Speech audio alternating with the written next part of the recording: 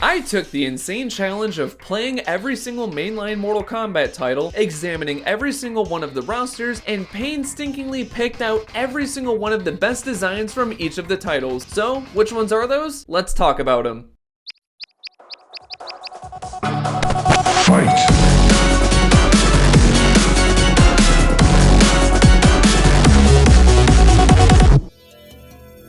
Good morning, afternoon, and evening everyone. Nick here, and welcome to, or welcome back to the channel. Covering plenty of characters on all costumes ranked, and with Mortal Kombat 1 ending its development, I thought this was the right time to do a video like this. And just heads up, these are just my opinions, and these are just what I think are the best designs of the game, so they're not the definitive list. I want you guys to know that before we get into it. And just one quick rule I'm going to establish in this: if there are going to be any repeated costumes, they won't be showcased in here. For an example, if we have Mortal Kombat UMK3 and Mortal Kombat 1, it's not going to show up. We're just going to be focusing only on the original costumes in every title. Oh, and secondly, no guest characters. Our combatants get to shine today. And with that, let's jump into our first title. Mortal Kombat Classic, or as many people call it, the real Mortal Kombat 1, has the smallest roster, but it set the foundation for the rest of the franchise. For how simple of a fighter it is, the designs are also simple, yet extremely iconic.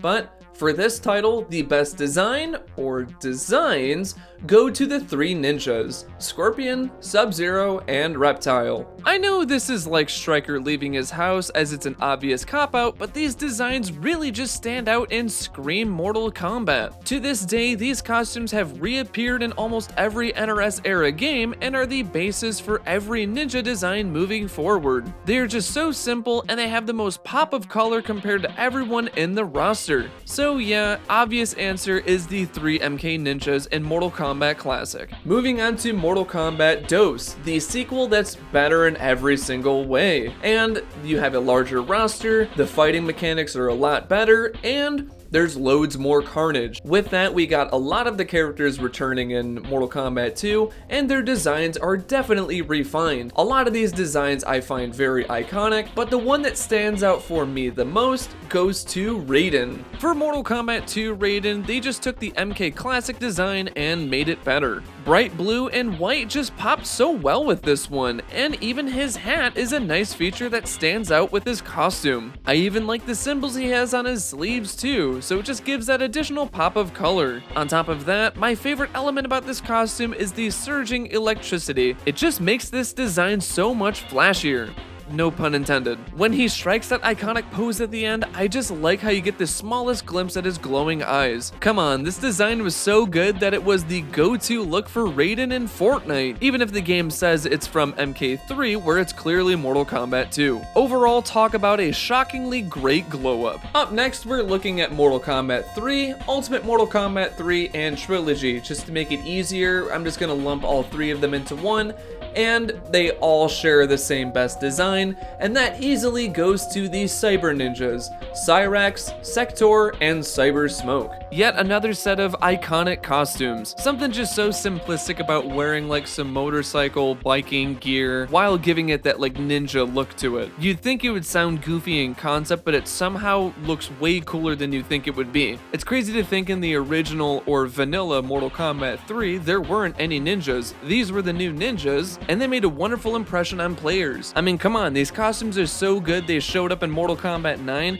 and were the base designs for Cameo, Cyrax, and Sector. And unfortunately, Invasions mode and the story mode for Mortal Kombat 1 teased us with Cyber Smoke. So rude of them to not include it in the final patch and make it playable for us. But I'm getting sidetracked. Long story short, MK3 Cyber Ninjas, best designs in UMK3, MK3, and Trilogy. Next up on our list is the title that was just freed. Thank you, Murdoink, for free MK4, and this goes to MK4 and Mortal Kombat Gold. Similar situation to UMK3, MK3, and Trilogy.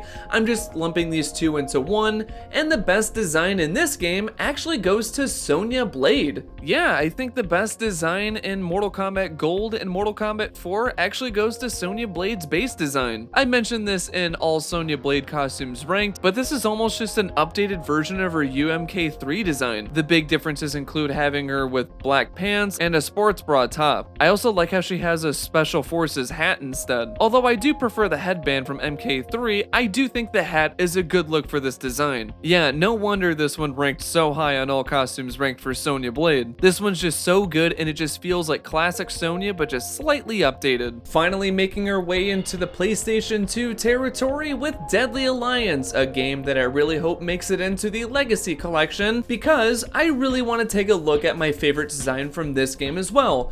That going to Lord Raiden. This is the era where Mortal Kombat started going for a darker and grittier approach. We finally reached the new era of consoles for the time, and the power of the PS2 could show more detail, and our God of Thunder stands out as the best if you ask me. There's so much more detail in his design now. I do like the addition of the baggier hood where you can actually see more of his hair. The hat looks slightly different than previous iterations of Raiden, adding more texture to it, which I thought looked really nice. I also appreciate the return to the MK2 look with a baggier look of the clothes than the snug ones of MK4. And of the characters redesigned for 3D, I personally felt some of them had lost their charm. I feel Raiden got one of his best looks with the jump to the PS2. Moving on to its sequel and what many people consider to be one of the best Mortal Kombat games in the franchise, that being Mortal Kombat Deception / Unchained if you played it on the PSP.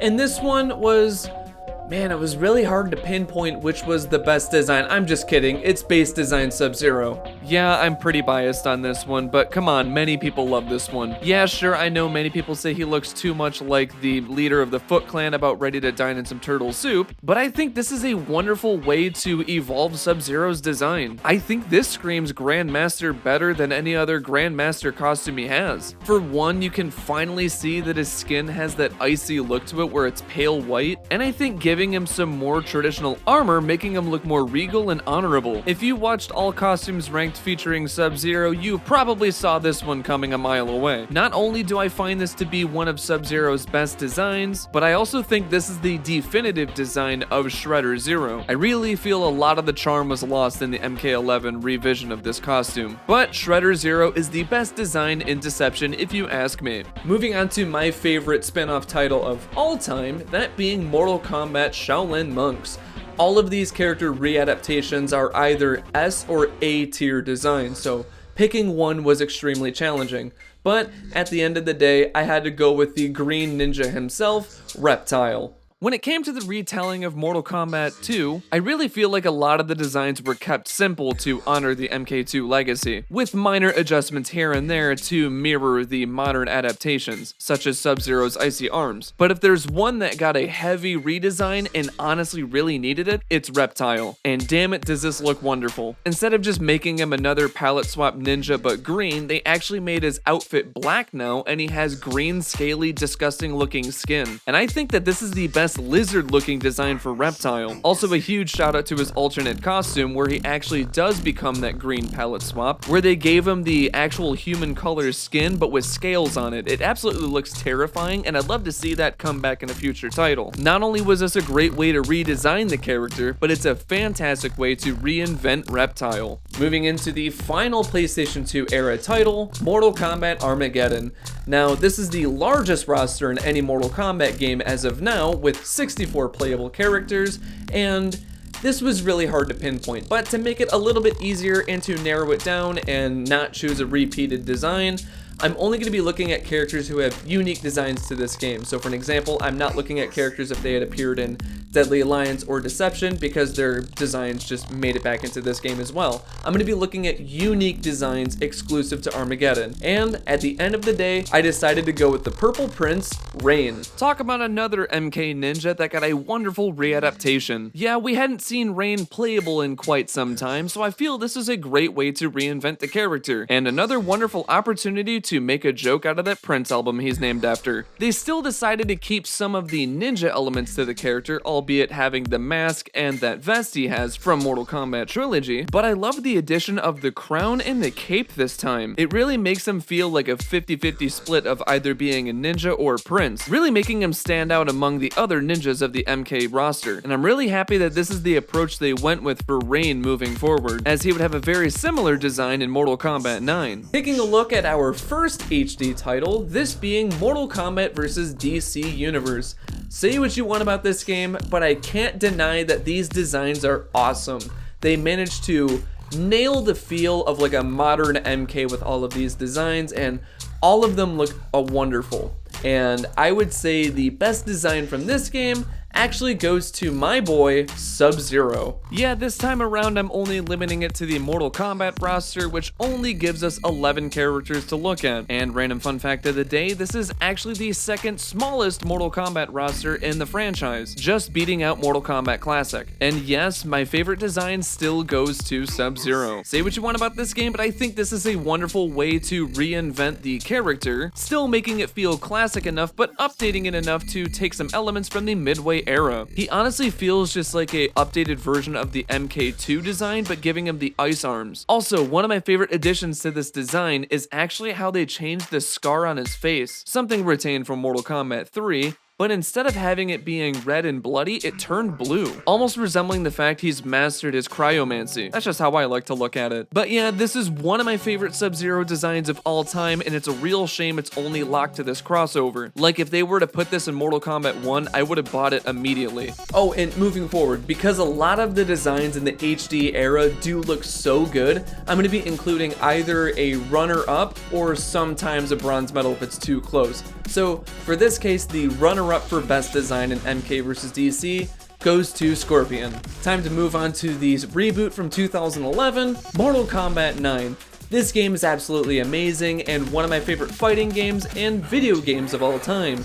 And choosing a best design from this game was extremely challenging, but at the end of the day, I decided to give it to Ermac's alternate design. Let's be real here, this should have been Ermac's base design. Ever since the Midway era, Ermac has felt less like a ninja and more of like a sorcerer mage, so it really seemed like the right call to make him look more like a sorcerer instead of a ninja for his alternate design. And you can tell this would be the direction they would go with moving forward, as in MKX, and in the design you could see him briefly in MK11, they really base it off this alternate design. And on top of it, I think it just looks really good. This costume definitely has, well, how do I say it? Soul. And the runner-up for best design in this game goes to Noob Saibot's base design. The dark and gritty sequel to Mortal Kombat 9, Mortal Kombat X. A lot of the designs didn't hit the same for me as much as they did in MK9, but I still think a lot of these designs are wonderful. And in this one, the best design actually goes to Kitana. Honestly, this may be a surprise for many people, but after looking at the entire roster again and all of the costumes, I thought this one was absolutely wonderful. I know scrolling through Twitter, there's a lot of people who say that this costume is very underrated, and yes, I do agree with that community. For one, it still has that sexy style approach to it that Mortal Kombat 9 had introduced, and I like how it got a little risky actually changing Kitana's hair this time around, implementing more braids into the design. I even like the addition of the royal blue mixed with some steel armor that she has in the design. It's both sexy and ready for combat, which is something rare in a lot of these designs. Crazy enough, this design alone is actually what made me want to give Kitana a shot when I first played Mortal Kombat X. Overall, it's a fantastic design. Before we move on to our next title, the runner-up for best design in Mortal Kombat X goes to Takeda's base design. Unfortunately, his mask is just locked to one variation, and the bronze medal for best design in this game goes to Kotal Kahn's base design. I do like that the variations change his colors just slightly. It's just a cool little feature he has there. Now we're moving into the era of customization with Mortal Kombat 11.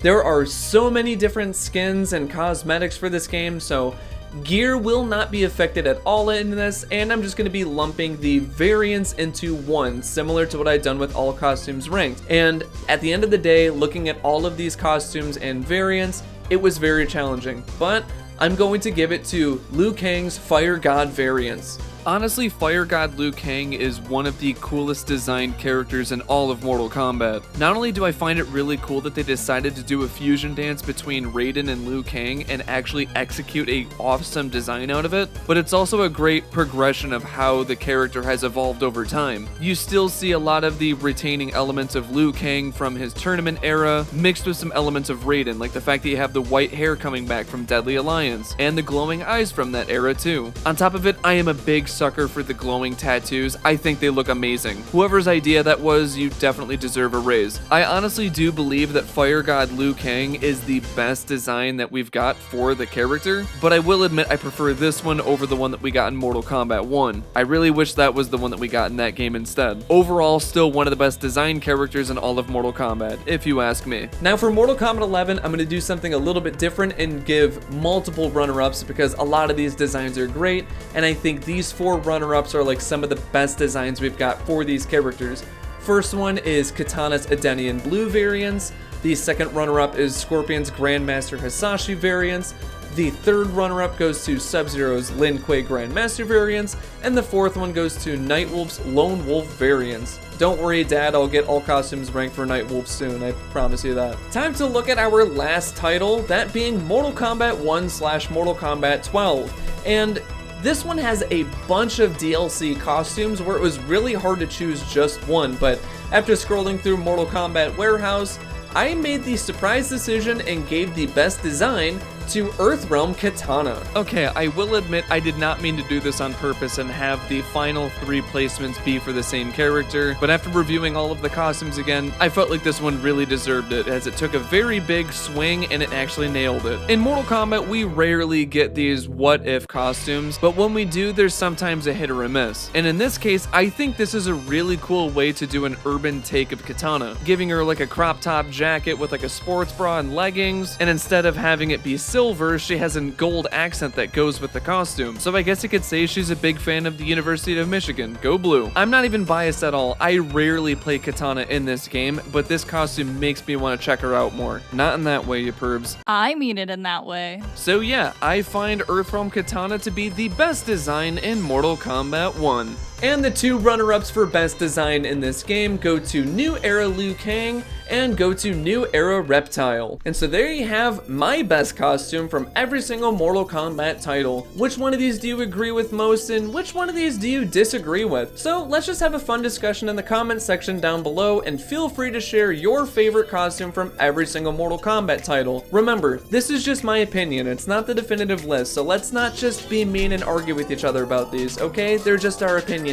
I thought since I'd been talking about costumes for some time, I thought this would be a fun video to cover, and since Mortal Kombat 1 had ended development, I thought now would be a perfect time to do it. Also, it's a real shame that not all of these costumes could be great, so be on the lookout for an opposite version of this list where I look at the worst designs from every single game. That'll be coming soon.